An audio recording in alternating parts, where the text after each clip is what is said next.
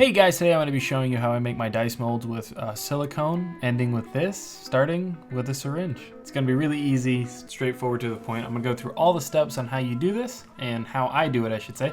I use Oomoo 30, that's the kind of silicone that I use. That's important because it kind of lasts longer as far as setting goes. So all the material you see here before you is everything that you need. So let's go ahead and get into it, and I'll show you guys, the steps I do and how I do them. So first thing you're going to want to do is cut off the very tip of this syringe right here. This is going to be your connector between the two dice. This is just your average, medicine thing you get at like the store. So pretty straightforward. Be careful when you're doing this. I already hurt my thumb, and whoa! All right, flew off way over there. We're gonna have to go get one. Don't worry about it. So now that I found it, you're gonna go ahead and grab it. Little thin little piece, and you're gonna hot glue it directly to your D6.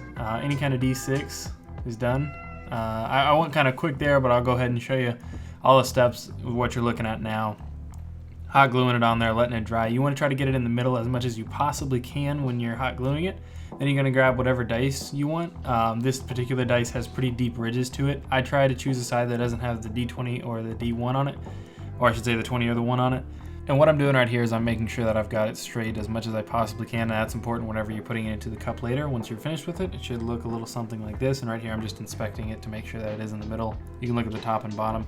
What I'm doing right here is I just put a little bit of hot glue on the bottom of the D6, and now I just secured it to the middle of the Dixie cup. This is just your average Dixie cup. Now we're gonna get our silicone. Again, Oomoo 30. Make sure you have equal ratios, okay? Part A, part B, that's all you need. I got a silicone cup so I don't make a bunch of waste, a little scale so I get proper measurements of each one. And then you gotta take it, open it, take off the seal, and make sure you stir it before you use it. I do that, prior to pouring. Right here, I'm just gonna pour it out, and I think I do 30. Yeah, I meant to do 30, but I did 31 by accident. So just make sure you do equal parts. So in this part, I had to do 62.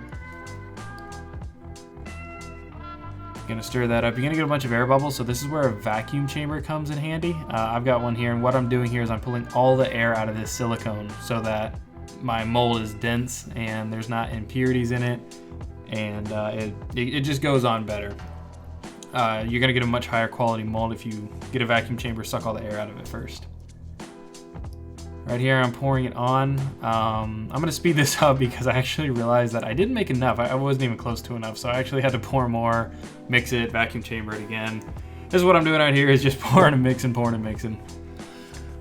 I definitely messed that up, so I kept having to add like little bits of part A, a little bit of parts B, over and over and over. Again, vacuum chamber, you can see it bubble up and then go back down.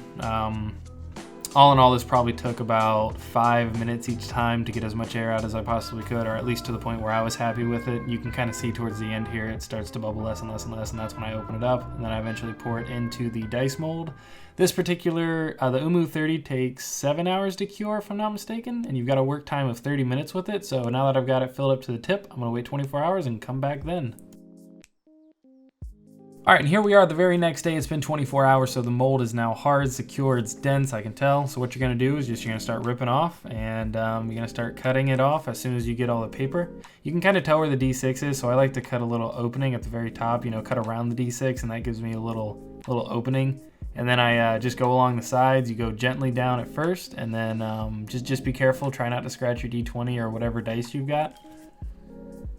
And then you do this to both sides, and I'm careful. You want to cut as very little as possible and get nice clean cuts. So make sure you have a sharp X-Acto knife when you're doing this, and just like I said, I'm just looking very carefully, gentle, back and forth, back and forth, back and forth, back and forth.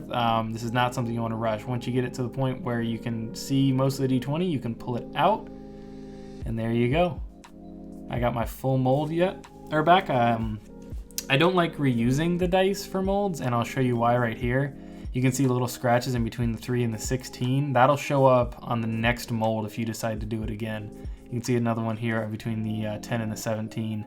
So that's why I don't like reusing them. But here's our finished mold. As you can see, there's no air pockets in the mold. Once my camera focuses, come on, you can do it. Come on, focus, focus. There you go. All right, you can see the numbers down there. This is a great mold. These are super cheap, easy to make. I'll have a link to everything you need down in the description below. Keep an eye out for the next video where I'll be going over how to pour, polish, and finish your dice. See you guys then.